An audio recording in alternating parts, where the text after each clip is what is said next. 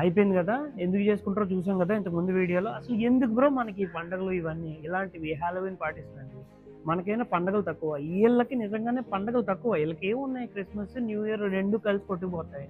So ఇంకేమున్నాయి, అందుకని non business డేస్లో ప్రాఫిట్ చేసుకోవడానికి కొన్ని కంపెనీస్ వీటిని ప్రమోట్ చేస్తే ఇలాంటివి చేస్తాయి.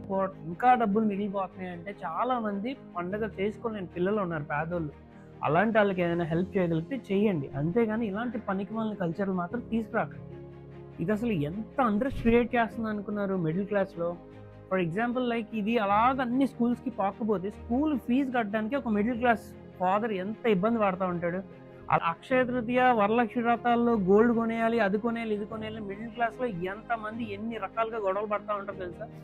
మెంటల్ స్ట్రెస్ ఇదంతా. ఈ మార్కెటింగ్ జిమ్మిక్స్ పడిపోయి మనం పిచ్చగా ఇది కొనేయాలి, అది కొనేయాలి, ఇవన్నీ ట్రాప్స్లోకి వెళ్ళిపోకండి. ఇది ఈ హాలోవీన్ అయితే మన ఇండియాకి మాత్రం ఇండియా